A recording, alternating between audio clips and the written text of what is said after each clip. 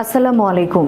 আমন্ত্রণ জানাচ্ছি জাগো টিভিতে। আপনাদের সাথে আছি আমি মমতাজ শাহিন রুম্পা। শুরুতেই জানিয়ে দিব আপডেটগুলো।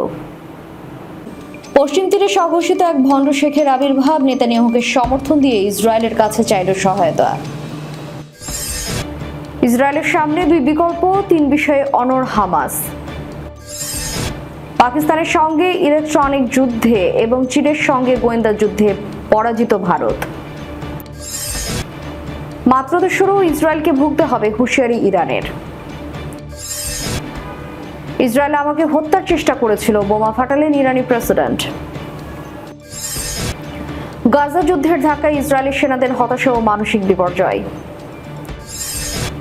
পুতিন বরখাস্ত করার পর রুশ মন্ত্রীর মৃত্যু, আত্মহত্যা নাকি গুপ্ত হত্যার শিলার হলেন রুশ মন্ত্রী।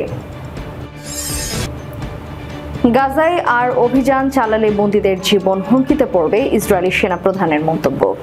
শুনছিলেন শিরোনাম, এবারে বিস্তারিত। পশ্চিম তীরে সংঘর্ষিত এক ভণ্ড শেখের আবির্ভাব ঘটেছে। নেতানিয়াহুকে সমর্থন দিয়ে ইসরায়েলের কাছে চাইল সহায়তা। ইসরায়েলের অর্থমন্ত্রী নির বারতাককে অধিকৃত পশ্চিম তীরের হেব্রন এলাকার 5 স্বঘোষিত শেখ স্বশাসিত হেব্রন আমিরাত গঠনের প্রস্তাব দিয়ে চিঠি দিয়েছে। সেখানে তারা ইসরায়েলকে স্বীকৃতি দিয়ে সম্পর্ক স্বাভাবিকীকরণের আগ্রহ ব্যক্ত করেছে। ওয়াল স্ট্রিট জার্নালের এক প্রতিবেদনে এই তথ্য জানা যায়। চিঠিতে তারা ইসরায়েল পশ্চিম তীর যৌথ শিল্পাঞ্চল গঠন এবং ফিলিস্তিন শ্রমিকদের উগ্রবাদী তৎপরতার বন্ধের প্রতিশ্রুতিও প্রদান করেন। এই প্রস্তাব ফিলিস্তিনি কর্তৃপক্ষের বিদ্যমান অবস্থান থেকেও অনেক বেশি অগ্রসর এবং কয়েক দশকের ফিলিস্তিনি প্রত্যাখ্যান নীতি সম্পূর্ণ পরিত্যাগের শামিল। স্থানীয় ফিলিস্তিনি জনতা ও নেতারা তাদের এই প্রচেষ্টাকে ঘৃণা ভরে প্রত্যাখ্যান করেছেন। তারা এই উদ্যোগে বিভ্রান্তিকর, ভিত্তিহীন ও জনসমর্থনহীন বলে বর্ণনা করেছেন। নেতৃত্বে বিতর্কিত জাবারি পরিবারও এর বিরোধিতা জানিয়েছে। এই উদ্যোগের নেতৃত্বে রয়েছেন ওয়াদি আল জাবারি। তিনি স্থানীয় রাজনৈতিক নেতৃত্ব ও বাসিন্দাদের কাছে অজানা। তার পাশে আরো 4 জন তথাকথিত হেব্রন নেতা থাকার দাবি করা হলেও তাদের পরিচিতি নিয়েও রয়েছে গভীর সন্দেহ। জাবারির নিজ পরিবারই এই প্রস্তাবের তীব্র নিন্দা জানিয়েছে। তারা এক বিবৃতিতে জানিয়েছে, এটি কোনোভাবেই আমাদের পরিবারের অবস্থানের প্রতিনিধিত্ব করে না, বরং তা আমাদের সদস্যদের ইচ্ছার পরিপন্থী। পরিবারটি আরো জানায়, জাবারি ইসরায়েলি বসতি স্থাপনকারী ও রাষ্ট্র প্রতিষ্ঠানের সাথে সম্পর্কের জন্য পরিচিত, যা তার ব্যক্তিগত ব্যবসায়িক স্বার্থে গঠিত। হেব্রনের বাসিন্দা ও রাজনৈতিক কর্মীরা এই তথাকথিত আমিরাত উদ্যোগকে সম্পূর্ণরূপে প্রত্যাখ্যান করেছেন। হেব্রন ভিত্তিক সাংবাদিক ও মানবাধিকার কর্মী ইসা আমারও মিডল স্ট্রাইকে বলেছেন, ওয়াল স্ট্রিট জার্নালের প্রতিবেদনে যে তথাকথিত হেব্রন শেখদের কথা বলা হয়েছে তারা সম্পূর্ণ কাল্পনিক। তাদের কোনো রাজনৈতিক প্রভাব, সামাজিক মর্যাদা, পারিবারিক ভিত্তি কিংবা সম্প্রদায়ের স্বীকৃতি নেই। তিনি এটি সাংবাদিকতা নয়, বরং কৃত্রিম আখ্যান প্রতিষ্ঠার উদ্দেশ্যে তৈরি ফিলিস্তিনি নেতা এর উদ্ভাবন বলে অভিহিত করেন। ইসা আমরো এক্স তার এক পোস্টে বলেন, ওয়াল স্ট্রিট জার্নালের প্রতিবেদনে যাচাইযোগ্য কোনো সূত্রের নাম দেয়নি এবং স্থানীয় ক্ষমতার কাঠামো উপেক্ষা করেছে, যা হয় অদক্ষ সাংবাদিকতা, নয়তো ইচ্ছাকৃতভাবে বিভ্রান্তিকর তথ্য পরিবেশন। তিনি আরো বলেন, যখন হেব্রন বাস্তবিকই ভয়াবহ চ্যালেঞ্জের মুখোমুখি, বসতি সম্প্রসারণ থেকে শুরু করে সামরিক অবরোধ পর্যন্ত, তখন এমন কল্পিত আখ্যান ফিলিস্তিনের এবং পাঠকদের জন্য অত্যন্ত ক্ষতিকর। স্থানীয় রাজনৈতিক নেতারা ওয়াল স্ট্রিট জার্নালের প্রতিবেদন নিয়ে বিস্ময় প্রকাশ করেছেন এবং জানিয়েছেন, চিঠির লেখকদের হেব্রনে কোনো প্রভাব নেই। তারা আরো উল্লেখ করেন, জাবারি মূলত জেরুজালেম বসবাস করেন এবং হেব্রনের প্রতিনিধিত্ব করার কোনো ভিত্তি নেই। হেব্রনের জনগণ স্পষ্ট ভাষায় জানিয়েছেন, তারা দখলদারিত্বকে স্বীকৃতি দেয় বা স্বাভাবিকীকরণের কোনো উদ্যোগকে সমর্থন করে না। জাবারিদের এই প্রস্তাব হেব্রনের সংগ্রামী ঐতিহ্য এবং ফিলিস্তিনি জাতীয় চেতনাকে বিবৃত করার অপচেষ্টা বলে মনে করছেন অনেকে। স্থানীয় পর্যায়ে প্রতিবাদ ও নিন্দার মধ্য দিয়ে স্পষ্ট হয়ে উঠেছে, এই তথাকথিত আমিরাত পরিকল্পনা একেবারেই ভিত্তিহীন, জনসমর্থনহীন এবং আন্তর্জাতিক মিডিয়ার এক বিভ্রান্তিকর প্রচারণার অংশ মাত্র। কাতারের রাজধানী দোহায় নতুন যুদ্ধবিরতি ও বন্দী বিনিময় চুক্তির লক্ষ্যে ইসরায়েল এবং ইসলামী প্রতিরোধ আন্দোলন হামাসের প্রতিনিধি দল আলোচনায় বসার পর বিশ্বজুড়ে কৌতূহল তৈরি হয়েছে। দোহার আলোচনায় মূল বিরোধের বিষয়বস্তু 3টি: গাজা থেকে ইসরায়েলি বাহিনীর প্রত্যাহার, মানবিক সাহায্যের প্রবেশ এবং বিতরণ প্রক্রিয়া ও যুদ্ধ শেষ করার জন্য একটি দৃঢ় guarantee. The course of events প্রোগ্রামের রাজনৈতিক গবেষক সাইদ জিয়াদ বলেছেন, হামাস আলোচনায় 3টি মূল বিষয়ে কোনো ছাড় দিতে প্রস্তুত নয়: হত্যা ও বাস্তুচ্যুতি বন্ধ, অনাহর অবরোধের অবসান, গাজা উপত্যকার বাফার জোনে ইসরায়েলি সেনা প্রত্যাহার। হামাস মনে করেন, পুনর্গঠন ও মানবিক সহায়তার বিনিময়ে পুরো গাজাকে একটি বিশাল খোলা কারাগারে পরিণত করা কম ধ্বংসাত্মক মনে হলেও আসলে এটি দীর্ঘমেয়াদে ফিলিস্তিনিদের চরম ক্ষতি সাধন করবে।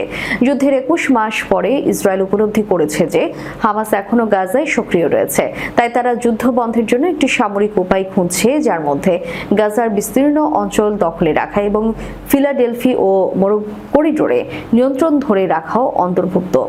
তবে হামাস শাসিত গাজায় পূর্ণ সেনা প্রত্যাহার বা যুদ্ধ থামানোর প্রতিশ্রুতির মতো শর্তে ইসরায়েল একমত নয়। ইসরায়েলি বিশ্লেষক মুহান্নাদ মুস্তাফার মতে নেতানিয়াহু সরকার চূড়ান্ত যুদ্ধোত্তর ব্যবস্থার একটি সমাধান খুঁজছে, যা অন্তর্বর্তী চুক্তি নয়। তার মতে ইসরায়েলের সামনে দুটি স্পষ্ট বিকল্প রয়েছে: সমগ্র গাজা দখল করে এর জনসংখ্যাকে বাস্তুচ্যুত করার চেষ্টা, যুদ্ধ বন্ধ করে বাফার জোনে ফিরে যাওয়া, গাজা পুনর্গঠনে অংশ না নেওয়া এবং হামাসকে প্রশাসনিক এবং সামরিক পুনর্গঠনের সুযোগ না দেয়া। নেতানিয়াহু দ্বিতীয় বিকল্পটির দিকে বেশি ঝুঁকছেন বলে মনে করা হচ্ছে। পাকিস্তানের সঙ্গে ইলেকট্রনিক যুদ্ধে এবং চীনের সঙ্গে গোয়েন্দা তথ্য যুদ্ধে ভারত পরাজিত হয়েছে, এমন দাবি ছড়িয়ে পড়েছে সামাজিক যোগাযোগ মাধ্যমে। ভারতের উপসেনা প্রধান লেফটেন্যান্ট জেনারেল রাহুল আর সিংকে উদ্ধৃত করে এই দাবি করা হলেও এই নিয়ে কড়া প্রতিক্রিয়া জানিয়েছে নরেন্দ্র মোদী সরকার। সামাজিক মাধ্যমে ভাইরাল হওয়া পোস্টে ভারতের উপসেনা প্রধানের ছবি ব্যবহার করে লেখা হয়, ভারতের শীর্ষ সেনা কর্তা বলেছেন, ইলেকট্রনিক প্রযুক্তি ও গোয়েন্দা তথ্য যুদ্ধে পাকিস্তান ও চীন ভারতকে চমকে দিয়েছে। চীনের প্রযুক্তি ভারতকে হারাতে বড় ভূমিকা রেখেছে। যদিও কোনো যুদ্ধের প্রসঙ্গে এই দাবি করা হয়েছে তা স্পষ্ট করে উল্লেখ নেই, তবে ধারণা করা হয় অপারেশন সিন্দুরের প্রসঙ্গ টেনে এই প্রচারণা চালানো হচ্ছে। এই দাবির সত্যতা যাচাই করতে তৎপর হয় ভারতীয় কেন্দ্রীয় সরকার। সরকারি প্রচার মাধ্যম প্রেস ইনফরমেশন ব্যুরো এক বিবৃতিতে জানায়, সামাজিক মাধ্যমে ছড়ানো তথ্য সম্পূর্ণ ভুয়া। বিবৃতিতে বলা হয়, কিছু পাকিস্তানি অ্যাকাউন্ট থেকে দাবি করা হচ্ছে যে ভারতের উপসেনা প্রধান ইলেকট্রনিক ও গোয়েন্দা যুদ্ধে পাকিস্তান ও চীনের কাছে ভারত হেরেছে। এই দাবি সম্পূর্ণ মিথ্যা। উপসেনা প্রধান কখনো এমন কথা বলেনি। গত সপ্তাহে একটি সম্মেলনে লেফটেন্যান্ট জেনারেল রাহুল আর সিং পাকিস্তানের প্রতিরক্ষা খাতে চীনের প্রভাব নিয়ে আলোচনা করেন। তিনি বলেন, পাকিস্তানের 81% সামরিক সরঞ্জাম চীনের তৈরি। চীন পাকিস্তানে তাদের অস্ত্র পরীক্ষা করে, যা তাদের গবেষণাগারে পরিণত হয়েছে। এছাড়া পাকিস্তানের ডিজিএমও ভারতের ক্ষেপণাস্ত্র মোতায়েন সম্পর্কে চীন থেকে তথ্য পেয়েছেন বলেও উল্লেখ করেন তিনি। মাত্র তো শুরু, ইসরায়েলকে আরো ভুগতে হবে হুঁশিয়ারি ইরানের। ইরানের পররাষ্ট্রমন্ত্রী আব্বাস আরাগচি হুঁশিয়ারি দিয়ে বলেছেন, ইরানে হামলার জন্য ইসরায়েলকে জবাবদিহির আওতায় আনা হলে পুরো অঞ্চল এবং তার বাহিরেও এর পরিণাম ভোগ করতে হবে। ব্রাজিলে উদীয়মান অর্থনীতি দেশগুলোর জোট ব্রিক্সের শীর্ষ সম্মেলনে আরাগচি এই তথ্য বলেন। ব্রিক্স সম্মেলনে আরাগচি বলেন, আমাদের পারমাণবিক স্থাপনাগুলো লক্ষ্য করে যুক্তরাষ্ট্র ও ইসরায়েলের হামলা পারমাণবিক অস্ত্র বিস্তার রোধ চুক্তি এবং জাতিসংঘ নিরাপত্তা পরিষদের প্রস্তাব 2231-এর স্পষ্ট লঙ্ঘন। 2015 সালে ওই প্রস্তাবে সর্বসম্মতভাবে ইরানের শান্তিপূর্ণ পারমাণবিক কর্মসূচির অনুমোদন দেওয়া হয়েছিল। গত মাসে ইরানের কয়েকটি সামরিক ও পারমাণবিক স্থাপনায় হঠাৎ হামলা করে ইসরায়েল। জবাবে পাল্টা হামলা চালায় ইরান। দুই প্রতিবেশী সংঘাতের মধ্যে ইরানের 3টি গুরুত্বপূর্ণ পারমাণবিক স্থাপনায় হামলা চালায় যুক্তরাষ্ট্র। আরাগচি বলেন, ইরানের শান্তিপূর্ণ পারমাণবিক স্থাপনাগুলো লক্ষ্য করে যুক্তরাষ্ট্র পরে যে হামলা চালায় তাতে ইসরায়েলের ইরানের বিরুদ্ধে আগ্রাসী যুদ্ধে মার্কিন সরকারের সম্পূর্ণ জড়িত থাকার বিষয়ে কোনো সন্দেহ থাকে না। রবিবার রিও ডি জেনেরোতে অনুষ্ঠিত বৈঠকে ইরান ব্রিক্স প্ল্যান জোটের অন্যান্য সদস্যদের সমর্থন পেয়েছে। বৈঠকে ব্রিক্স প্ল্যান জোট ইরানে ইসরায়েল ও যুক্তরাষ্ট্রের সাম্প্রতিক বিমান হামলার নিন্দা জানায়। 11টি দেশের এই জোট বলেছে, এসব হামলা আন্তর্জাতিক আইনের লঙ্ঘন। ইরানের প্রেসিডেন্ট মাসুদ পেজেশকিয়ানকে হত্যার চেষ্টা করেছিল ইসরায়েল। গত মাসে দুই দেশের 12 দিনের যুদ্ধে এই হত্যা চেষ্টা হয়েছিল। তিনি সোমবার প্রকাশিত এক সাক্ষাৎকারে এ দাবি করেন। ইসরায়েল তাকে হত্যার চেষ্টা করেছে কিনা এমন প্রশ্নের জবাবে মার্কিন মিডিয়া ব্যক্তিত্ব টাকার কার্লসনকে ইরানি প্রেসিডেন্ট বলেন, হ্যাঁ, তারা চেষ্টা করেছিল, তারা সে অনুযায়ী কাজও করেছিল, কিন্তু তারা ব্যর্থ হয়েছে। ফার্সি থেকে পেজেশকিয়ানের মন্তব্যের অনুবাদ অনুযায়ী সাম্প্রতিক যুদ্ধে তাকে হত্যা চেষ্টার কথা স্পষ্টভাবে উল্লেখ করে তিনি বলেন, আমার জীবনের উপর হামলার পেছনে যুক্তরাষ্ট্র ছিল না, এটা ছিল ইসরায়েল। আমি একটা বৈঠকে ছিলাম, আমরা সেখানে বৈঠকটি করছিলাম, সেই এলাকায় তারা বোমা হামলা চালানোর চেষ্টা করেছিল।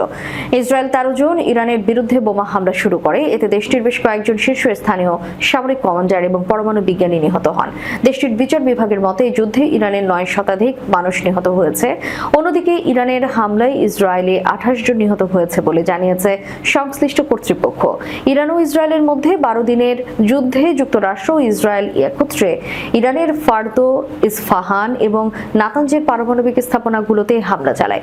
পাকিস্তানের সঙ্গে সাক্ষাৎকারে প্রেসিডেন্ট মাসউদ আরও জানান, যুক্তরাষ্ট্রের সঙ্গে পারমাণবিক আলোচনা পুনরায় শুরু করতে তার দেশের কোনো সমস্যা নেই। দুই দেশের মধ্যে আস্থা পুনঃপ্রতিষ্ঠা করা গেলেই এটা সম্ভব। তিনি আরো বলেন, আলোচনা পুনরায় শুরু করার জন্য একটি শর্ত আছে। আমরা কিভাবে যুক্তরাষ্ট্রকে আবার বিশ্বাস করব? আমরা কিভাবে নিশ্চিত হব যে আলোচনা চলাকালীন ইসরায়েলকে আবার আমাদের উপর আক্রমণ করার অনুমতি দেওয়া হবে?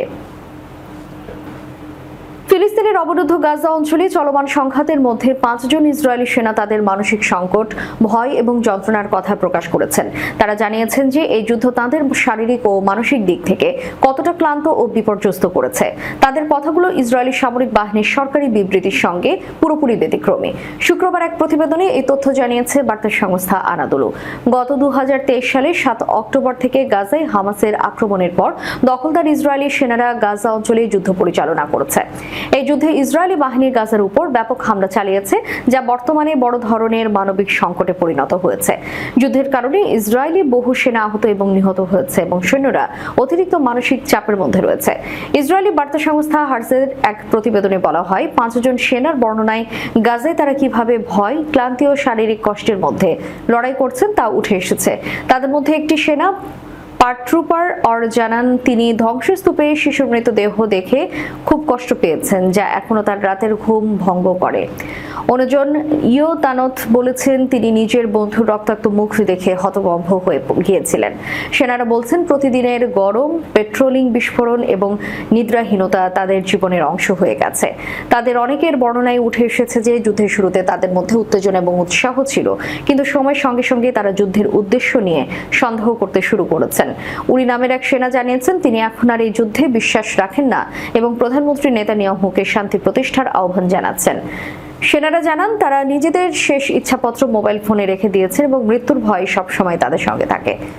ইসরায়েলি সেনাদের এই ব্যক্তিগত বর্ণনা যুদ্ধের পেছনের কঠিন বাস্তবতা এবং মানবিক সংকটের চিত্র তুলে ধরেছে। গাজায় ব্যাপক প্রাণহানি এবং ধ্বংসযজ্ঞের মাঝে সেনাদের মানসিক অবস্থা সমাজের জন্য একটি সংকেত, যা যুদ্ধের ভয়াবহতা এবং এর দীর্ঘমেয়াদী প্রভাব সম্পর্কে সতর্ক করে। আন্তর্জাতিক সম্প্রদায় ইতোমধ্যে গাজায় যুদ্ধবিরতির জন্য চাপ দিচ্ছে, যাতে সেখানকার মানুষদের জীবন নিরাপদ হয় এবং মানবিক সাহায্য পৌঁছানো যায়। রাশিয়ার প্রেসিডেন্ট ভ্লাদিমির পুতিন বরখাস্ত করার পর আত্মহত্যা করেছেন দেশটির সাবেক কেন্দ্রীয় পরিবহন মন্ত্রী রোমান। সোমবার মস্কোর উপশহর এলাকাতে একটি গাড়ি থেকে মৃত অবস্থায় উদ্ধার করা হয় তাকে। সোমবার সকালের দিকে রোমানকে কেন্দ্রীয় মন্ত্রিসভা থেকে অব্যাহতি দিয়ে একটি প্রেসিডেন্সিয়াল ডিক্রি জারি করেন পুতিন। ঠিক কী কারণে তাকে বরখাস্ত করা হয়েছে সে সম্পর্কে ডিক্রিতে কোনো উল্লেখ ছিল না। ডিক্রি জারি করার কয়েক ঘন্টা পর পরিবহন মন্ত্রী আন্দ্রেও ভারপ্রাপ্ত পরিবহন মন্ত্রী হিসেবে ঘোষণা করেন পুতিন। এদিকে আন্দ্রেও ভারপ্রাপ্ত মন্ত্রী হওয়ার কিছু সময় পর মস্কোর উপশহর এলাকার একটি বাড়ি থেকে উদ্ধার করা হয় সাবেক পরিবহন মন্ত্রী রোমানের মরদেহ, গুলিবিদ্ধ মরদেহ। প্রাথমিক তদন্ত শেষে মস্কো পুলিশের এক কর্মকর্তা এএফপিকে বলেন, ঘটনাস্থল থেকে যেসব আলামত সংগ্রহ করা হয়েছে তার ভিত্তিতে বলা যায় যে তিনি আত্মহত্যা করেছেন। পরে রাশিয়ার কেন্দ্রীয় তদন্ত সংস্থা থেকে এক বিবৃতি প্রকাশ হয়। বিবৃতিতে বলা হয়, আজ ওদিৎসোভা এলাকায় একটি গাড়ি থেকে সাবেক পরিবহন মন্ত্রী রোমানের মৃতদেহ উদ্ধার করা হয়। তার দেহে বুলেটের আঘাতের চিহ্ন পাওয়া গেছে। ধারণা করা হচ্ছে যে তিনি আত্মহত্যা করেছেন। 53 বছর বয়সী রোমান 2024 সালের মে মাসে রাশিয়ার কেন্দ্রীয় পরিবহন মন্ত্রী হন। এর আগে পর্যন্ত দেশটির ইউক্রেনের সীমান্তবর্তী প্রদেশ ক্রুজের গভর্নর ছিলেন তিনি। এদিকে রোমানের মৃত্যুর পর রাশিয়ার সামাজিক যোগাযোগ মাধ্যমে এবং সংবাদ মাধ্যমগুলোতে এই নিয়ে ব্যাপক লেখালেখি শুরু হয়। অনেকেই ধারণা করতে থাকেন যে ক্রুজের গভর্নর থাকার সময় দুর্নীতিতে জড়িয়ে পড়েছিলেন তিনি। এই কারণেই পুতিন তার উপর আস্থা হারিয়ে ফেলেছিল এবং তার জেরেই পদচ্যুত করেছেন তিনি। এই গুঞ্জন সত্য কিনা জানতে সাংবাদিকরা ক্রেমলিনের মুখপাত্র দিমিত্রি পেসকভের সঙ্গে যোগাযোগ করেছিলেন। পেসকভ বলেছেন, তার পদচ্যুতির সঙ্গে প্রেসিডেন্টের আস্থা হারানোর কোনো সম্পর্ক নেই। গাজায় আরও অভিযান চলে বন্দীদের জীবন হুমকিতে পড়বে বলে সরকারকে সতর্ক করেছেন Israeli chief of staff Herzi Halevi. এরপর তিনি গাজায় বন্দীদের মুক্তির লক্ষ্যে চুক্তির পক্ষে মত দেন। ওয়াল স্ট্রিট জার্নাল এই প্রতিবেদন জানায়, ইসরায়েলি আর্মি রেডিও জানিয়েছে সেনাবাহিনীর রাজনৈতিক নেতৃত্বকে স্পষ্ট করে বলেছে যে যুদ্ধের দুই প্রধান লক্ষ্য তথা হামাসকে নির্মূল করা এবং বন্দীদের উদ্ধারের চেষ্টা করা একই সাথে বাস্তবায়ন করা বর্তমানে অসম্ভব। আর্মি রেডিও আরও জানায়, সেনাবাহিনী মনে করে যে গাজায় যেসব ইসরায়েলি বন্দী রয়েছে তাদের উদ্ধারকে এখন অগ্রাধিকার দেওয়া উচিত। ইসরায়েলি প্রধানমন্ত্রী বেনিয়ামিন নেতানিয়াহুর সরকার গাজার বিরুদ্ধে যুদ্ধের দুটি প্রধান লক্ষ্য নির্ধারণ করেছেন, হামাসকে ধ্বংস করা এবং বন্দীদের ফিরিয়ে আনা। এই মন্তব্য এমন এক সময় এসেছে যখন ইসরায়েলি বাহিনী গাজায় ফিলিস্তিনি প্রতিরোধ গোষ্ঠীগুলোর ক্রমবর্ধমান হামলার মুখে পড়েছে, যার ফলে হতাহতের সংখ্যা বেড়েছে। গাজায় সামরিক অভিযান অব্যাহত রাখা হবে নাকি যুদ্ধবিরতি ও বন্দী বিনিময় ভিত্তিক চুক্তির দিকে অগ্রসর হওয়া হবে, এই নিয়ে ইসরায়েলি গণমাধ্যম নানা আলোচনা করছে। এদিকে কাতারের রাজধানী দোহায় ইসরায়েল এবং হামাসের মধ্যে পরোক্ষ আলোচনার নতুন একটি দফা শুরু হয়েছে, যেখানে একটি চুক্তিতে পৌঁছানোর চেষ্টা চলছে। শেষ করার পূর্বে সংবাদ শিরোনামগুলো জানিয়ে দিব আরো একবার। পশ্চিম তীরে স্বঘোষিত এক ভণ্ড শেখের আবির্ভাব, নেতানিয়াহুকে সমর্থন দিয়ে ইসরায়েলের কাছে চাইল সহায়তা। ইসরায়েলের সামনে দুই বিকল্প, তিন বিষয়ে অনড় হামাস। পাকিস্তানের সঙ্গে ইলেকট্রনিক যুদ্ধে এবং চীনের সঙ্গে গোয়েন্দা যুদ্ধে পরাজিত ভারত। মাত্র তো শুরু, ইসরায়েলকে ভুগতে হবে হুঁশিয়ারি ইরানের। ইসরায়েল আমাকে হত্যার চেষ্টা করেছিল, বোমা ফাটালেন ইরানি প্রেসিডেন্ট। গাজা যুদ্ধের ধাক্কায় ইসরায়েলি সেনাদের হতাশা ও মানসিক বিপর্যয়। পুতিন বরখাস্ত করার পর রুশ মন্ত্রীর মৃত্যু, আত্মহত্যা নাকি গুপ্ত হত্যার শিকার হলেন রুশ মন্ত্রী। গাজায় আর অভিযান চালালে বন্দীদের জীবন হুমকিতে পড়বে, ইসরায়েলি সেনাপ্রধানের মন্তব্য। এতক্ষণ আমাদের সাথে থাকার জন্য ধন্যবাদ। আল্লাহ হাফেজ।